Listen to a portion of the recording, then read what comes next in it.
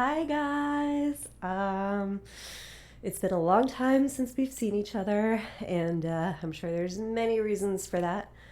But among them is my latest project, which has consumed the last almost 2 years of my life. It is this, my very first ever book, and I get to hold it in my hands now and flip the pages and see it. But so can you. You will be able to do so in about 2 weeks. On March 14th, there's going to be an ebook launch on Amazon, Barnes & Noble, a bunch of other places like that. And then also the print editions will launch on St. Patrick's Day, 2026. And yes, there are reasons for that date. And yes, they are inside this book. So I thought I would give you guys a sneak preview ahead of the launch and see what you think. Hopefully you can let me know. But I'll probably just start with the foreword, since I'm hoping that's what people will read, but I'm assuming maybe they won't. Some people don't read forewords. And also I get to try out my nifty new boop boop boop microphone. Some ASMR. Okay, all right. This isn't a story about what I know now. It's a story about how long I didn't. By the time I arrived in academia, I was a ready-made target, though I wouldn't see that for decades, long after the damage had run its course.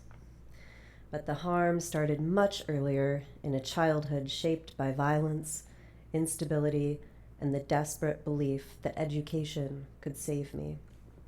Instead, college perpetuated the same harm, and by the time I enrolled, I was conditioned to accept it. This is a memoir, not a dissertation, not an expose, and not a legal brief. It's a record of what happened, told as clearly as memory, perception, and documentation allow. While future projects may dissect what happened clinically, this one shows how it unfolded, up close, moment by moment, from inside the confusion, denial, and unraveling that grooming creates. This is how it feels. This is how it plays out. The urge to step in as an all-knowing narrator tempted me, but that's not how abuse feels when you're inside it. So I chose to tell it how I lived it, trying to escape, striving for success, misreading danger, and absorbing violations I wouldn't recognize as such until far later. The burn list isn't something I chose, it's something I ended up on. And more than anything, I want off. The only story of revenge you'll find in its pages is from those who sought to burn me, like human evidence for surviving what they did. And even then, I gave them a chance. I booked flights, reached out, and asked to meet, hoping a reconciliation might leave the story with a better ending. But that's not what happened. Most stonewalled, others dodged, and one threatened me. Ultimately, this version of the book exists because the conversations I hoped for never did. The fact that I didn't get the bow tie ending I hoped for is reality I may never fully accept, but telling it is how I try. This story unfolds in 3 parts. Opening in 1984, I continue my mother's memoir, Crazy People Can Be Very Dangerous, from my perspective. That history sets the stage for part 2, beginning in 2000, where university predators weaponized my desperation. Part 3 unfolds in 2015, where I finally clock the institutional structures enabling abuse. Across all sections, one thread dominates. The mechanics of power, from home to higher education, often force victims and bystanders into compliance. Throughout each institution, you'll also find references to shared complaints, collective reports, and hostile environments, evidence that I was never alone. But I don't speak for other survivors, and they may never speak up for themselves or me. Preserving their right to choose is my definition of solidarity.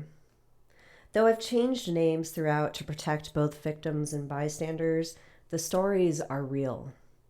Every detail is drawn from lived experience, supported by documents, messages, or memory. As for me, if this book risks anything, let it risk honesty. Let it risk what happens when a woman stops asking for permission to speak.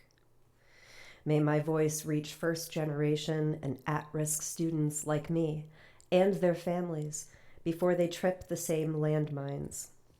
May my story prompt educators to reflect on the environments they create and how to make them safer from the start.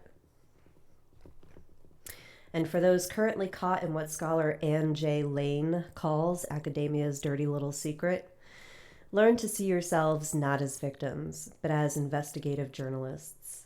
Or, as my father, the retired Navy SEAL Team 6 Black Ops and PSYOPs operative would say, turn every incoming weapon into a target.